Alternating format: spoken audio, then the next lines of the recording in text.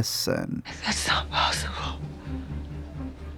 Yet here we are. So Netflix has another #1 thriller that's designed to keep you watching, just like a lot of their other ones, and it comes from the showrunner that gave us 13 Reasons Why, and even had a Freaky Friday musical on stage, so you know he loves the switch-ups. It follows twin sisters who've always been hiding secrets from everyone around them, until one day one of them disappears, and it turns out that the twins may have been duping themselves. So it's one of those whodunits, where you don't know who's who and who did what. So if you were multitasking or doing dishes while watching, a lot of it probably left you going, What does it mean? hell, I had a notepad and I couldn't keep up. So before we get into the breakdown, a big spoiler warning if you haven't caught the series, and a big thank you to this video's sponsor, June's Journey, a murder mystery game to play after you've solved Netflix's own murder mystery. Just like Echoes, you play as June Parker, who's looking to solve the murder of her sister Claire as you investigate each scene chapter by chapter, and it pretty much is an I Spy game that you can take with you in your own pocket. They've decked out their 1920s setting with the ability to build around your own estate and keep it growing. There's a slew of characters that you're playing Guess Who with as you try to solve the case, and somehow, there are better action shots on a mobile app than Netflix does their green screen scenes. It's available on pretty much anything that has a screen, from Android to iOS, but I would highly recommend playing on a tablet when you're looking for all of the hidden clues, because you may be able to beat the clock, but you ain't touching my score. So while you're waiting for Season 2 to get greenlit, get your detective-style plot twist fix with June's Journey by clicking the link in the description to download the game for free and support the channel while doing so. Jack, just let me. Floss is getting a search warrant. Well then. So a quick recap shows two sisters who always switched identities. They wife swapped like it was TLC. They chase waterfalls in order to cover up their crimes. But when one goes missing, the other has to play both roles, only for us to realize that the person playing Gina the whole time was really Lenny, and Lenny was really Gina. I think you need to start from the beginning. So the series jumps back and forth between flashbacks, memories, and visions while it's telling its story, but it really all starts with this family of 5 who was raised on a farm in Mount Echo. For whatever reason, the mom really liked her twin girls so much that she would spoil Lenny and Gina with more gifts than her eldest daughter, Claudia, and that included this lion charm that she gave Lenny and a dove she gave Gina. Lenny was born first, so Michelle Monaghan developed her first and even did everything for Gina afterwards, like just practically created her in her image, her echoes. Lenny really is the manipulator, while Gina was the observant pushover. Even though they both depended on each other, these girls had their own secret language, hideout spots, like they were able to dupe everyone with their switches, including their boyfriends. He likes you, Lenny, not me. As if. Can't tell the difference. Be damned. Are you that one or the other one? It's Lenny, Mrs. Taylor. Oh, Really, the only one who could tell them apart was their mom, and for the most part, they never swapped maliciously until after her death. They didn't realize how sick she was that it got to the point where she asked the dad to put her down like they do their horses, not realizing that Lenny would witness the drowning and it would make her unstable. Like throughout the whole show, you see the character of Lenny always having these flashbacks that she suppressed, to the point that they even have her renting rooms with said massive tubs that trigger her, just for us to get the point. But the first of many twists is that the dad thinks it was Gina who saw when it was really Lenny. After that, things get even darker when they end up pushing their older sister Claudia, leaving her paralyzed from the waist down. But again, it was Lenny, but everyone blames it on Gina. In high school, it gets even worse since we meet their crushes. Lenny and I shared everything. We even shared Jack. So Jack was scoring for Minnesota's team without even knowing. Gina eventually wants to be her own individual, so she starts hanging out with the town's bad boy Dylan as she's going through her punk phase. How about I get to know you instead? That's kind of the same thing. Jesus, no, it's not. Now, you know those Scream videos where they take a stab on guessing who's Ghostface in what scene? Well, here it's like you're playing sister in every frame. You notice early on that, one of them wears red while the other contrasts her in blue. Sometimes they'll swap wardrobes to showcase their moods, or they'll both be in green to be neutral, and you don't really know who's who, which even gets to them. Sometimes I wish I wasn't a twin. Sometimes I wish she were dead, and sometimes I think I could be the one to kill her. Of course, things keep getting crazier when they get involved in a church fire. It turns out Gina was finally finding herself and making out with Dylan, and Lenny couldn't have that. So being the peeping twin that she is, she decides to start the fire knowing that they'd get out, but shows no remorse to the man who gets burnt alive, and then blackmails Dylan to leave because of it. You have to switch with me. You have to switch with me now. At one point, Gina even cuts herself in a fit of rage because she's just tired of being a twin, and it's scary to think that someone could get pushed to that point. But worse, that Lenny oh so calmly chooses to match her sober. What's mine is yours, and what's yours is mine, including Jack.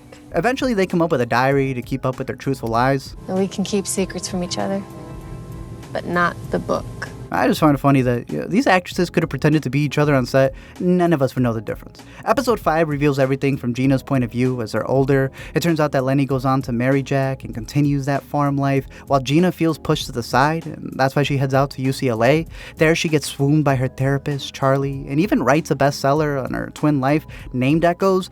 And I was just surprised it wasn't bigger, especially because it deals with the town. Like, you know how in Hill House that book loomed over everything?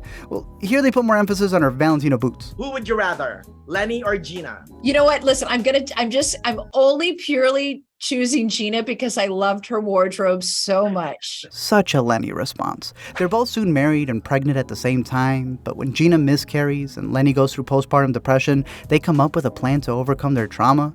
So to save money on a nanny and not have a temptress in the house, they decide to swap more often and both raise Maddie. And each other's husbands. We're one, you and me. And she's ours.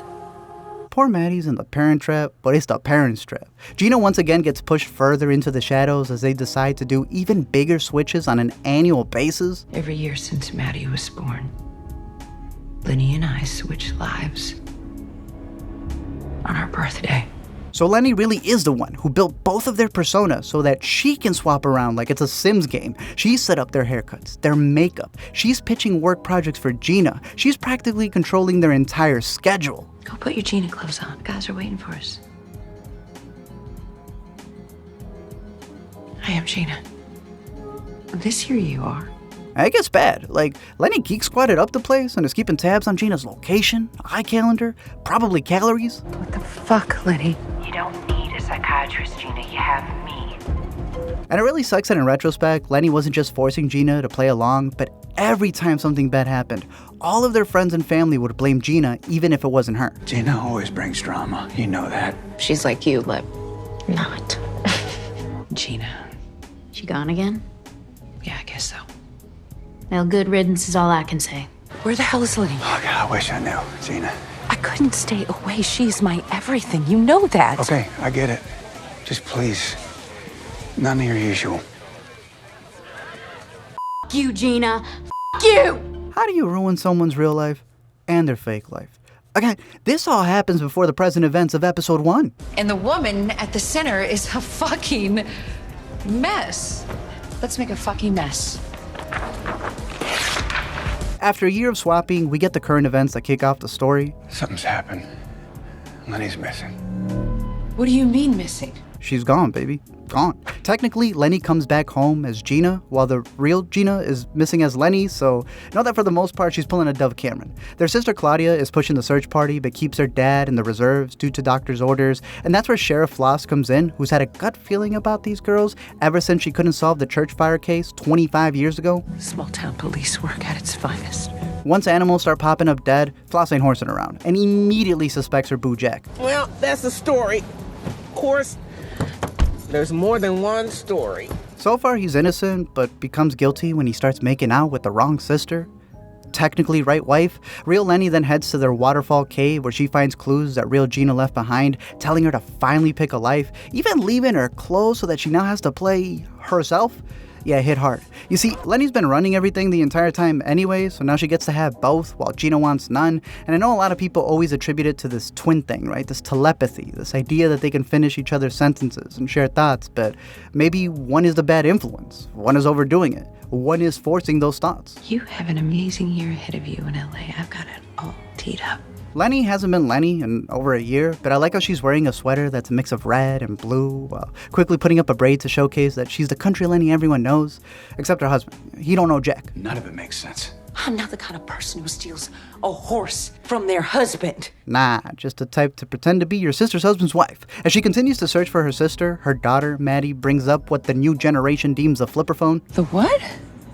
A phone that opens and closes like this. That leads her to the phone shop, Sharamo, and realizes that it hasn't been used in 3 days. But then that leads her to a drug deal involving their horses Kay, and eventually Dylan, who's back in town and actually got to know the real Gina. Well, she was pretending to be the fake Lenny. We had a plan. We have a plan. Dylan's been trying to rebuild his life as a swim coach. When Gina, undercover, approaches him to take a dip, she reveals to him the truth about how Lenny's been forcing her to swap, and she's just ready to disappear to get away from her manipulative sister. Here's her sister, manipulating. No. In college, she had a psychotic break. She tell you about the miscarriage. I've done trading lives. I'm trying to find her because she might be hurt. There's something you're not telling me. Is there something you're not telling me? You accusing me of something? Are you accusing me? Gina's able to respark the romance, leading to her getting pregnant with Dylan and them setting up a plan to leave town with new passports and all. All of this sets off the dad, who's terminally ill, but he's more so sick of their shenanigans. You're just like your mother.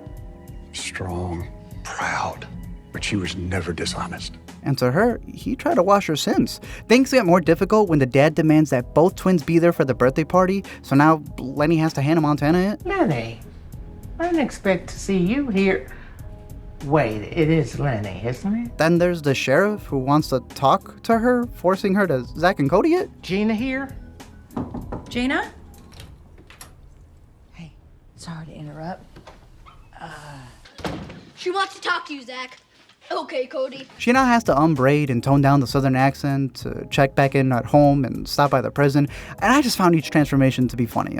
Lenny's is simple. It's just a little bit of a braid, no makeup. Meanwhile, Gina is a whole Sephora ad. She's the one who buys all the fabulous clothes when she lives in LA. She loves the glamorous lifestyle of LA. I actually had props just go and buy like a Cartier watch for me. Or borrow, I shouldn't say like buy for me, but for the character, because she likes the finer things. Regardless of how many auto swaps she does, her sister Claudia doesn't know the difference. Poor girl is spilling secrets to the wrong person, not realizing that it doesn't matter what name she goes by. This sister doesn't care. Fucking Gina. The sheriff calls out their BS as more shit creaks in, and the daughter smells it too. All right, chow chow. You didn't say chow chow. Auntie Dina says that. Berry face. We do them with chocolate chips now, remember? I love how Floss keeps trolling. I look forward to seeing you tonight at the party. And your sister in the same place. How about that? And wouldn't you know, what follows is the show's first appearance of the real sister. Gina finally shows up as older Gina, hoping to pull out $60K to save the farm, when in reality she wants to dip with it, but she forgot her ID. Lenny's then trying to keep up with this impossible mission of living two lives, so she keeps rain checking her own family, cheating on her husband with his real wife, and even going through with robbing herself. You ever wonder if you married the wrong sister? Man doesn't know if he's waking up to the right one. They both end up at the birthday party where Jack finds out about the $60K that was supposedly sent his way to help with the farm, and he just gets peeved. He calls her out for hanging out with Dylan. Her friend Meg comes clean and comes out. But funny enough, with all of this turmoil, this is the first time Gina's been able to be her real self back home. Is me? Or is you? She actually does get to talk to her dad, for real. And it's just sad that it's for the moment when he's revealing he has 6 months to live. And Dylan had one because he's found burned to a crisp the next day. Turns out Jack's white-collar crimes have now become violent since his debts are up $75K for the missing horses from earlier that were already stolen horses. It's this or sell land. That led to a skerfuffle after the party, and since the sheriff is always listening, lurking, leaning, the moment they began to patrol, he was doomed. Jack's now arrested, Gina's looking for a way to set up Lenny, and Lenny's bullying her dad into believing she's not a killer. Is that what you think? Is that what you want to say to me? Gina finds a way to plant the murder weapon that killed Dylan before he was burned in Lenny's car, and that leads to Lenny's arrest. So now they got the sheriff doing double the rounds, keeping an eye on both sisters. Oh, Dylan and Gina. No, you mean Lenny. I mean Gina. Floss figures out their swaps by observing their patterns and realizes that Gina lost another child. So Gina just straight up admits the truth and transforms right in front of her, leaving Floss to feel like she's in a Netflix original series. And it must have been because of that she decides to let them go, because she just can't pin it on either without the LME. The timeline didn't work. Right after this, the dad dies, confessing to the wrong sister about being the wrong sister at the wrong time. Claudia realizes who really pushed her. Charlie reveals he knew and liked it, while Jack doesn't like that people will think he knew. Go on now. That's the last memory she'll have of you. Gina's done with Lenny's advice, so she meets up with the deputy. I hope you don't disappear. Because that never solves anything. So she disappears. They end up with another house fire as they hash it out back home, and Lenny tells Gina to trust her.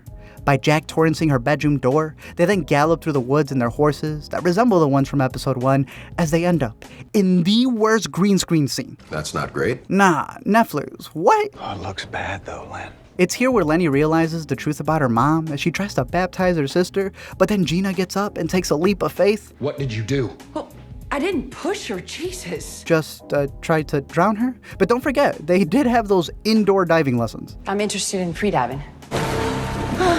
How long? 93 seconds.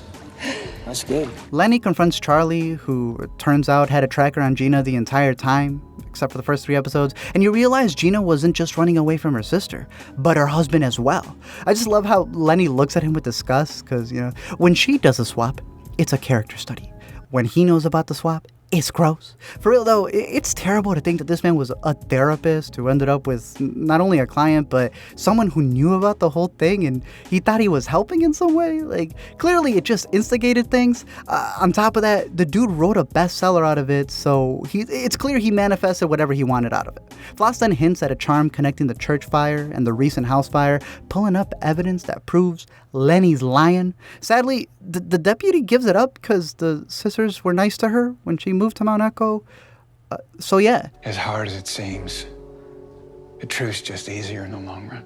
Then you wouldn't have a show. Lenny throws away the charm and then goes away unharmed, but leaves her daughter, which I thought was pretty foul. She then dips to Australia with the fake passport she stole early on in the season, and the airport lady stops to tell her that someone just like her flew to Kansas yesterday.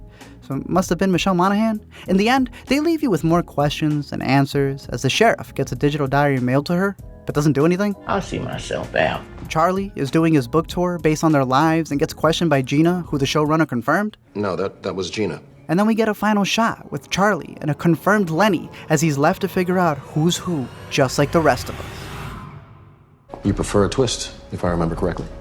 That's right. Well, let's see if you get that season 2. This is to be continued, okay? Thank you all for checking out this video. I'm curious to know your thoughts down below in the comment section. Again, a big shout out to our sponsor, June's Journey, for helping out with this video. It's got the same crazy twists and turns that a show like this does, which may be coming for a second season because they said they were pitching season 2 before they even filmed season 1. I think they could do something like The Sinner, something that could be a follow-up where you're following the detective. It's already Echoes because of Mount Echo. It doesn't necessarily have to be the twins. It could just be any other storyline that has parallels, So I think having the sheriff be the one who leads it would be funny, and I like how they already pitched the name, calling it Floss Daily. We also have a lot of Echo shows that are coming out. I know that Orphan Black is going to be subtitled Echoes for the spinoff. Disney's got an Echo shows, and I was just hearing the behind the scenes because I know for this one they were filming 2 episodes at a time, and it was taking 3 hours between the resets. It's always interesting to see, as long as they don't fail it with a green screen scene like they did at the last episode. But I'm curious to know your thoughts on this one or any other ones. It's a decent watch. I like the performance from Michelle Monaghan, but other than that, I'm curious to know if there's any other series that are in your horizon that you're looking forward to that you would recommend an LME on. And until next time, don't forget to comment, like, and subscribe, and I'll send you Gina's Cartier watch.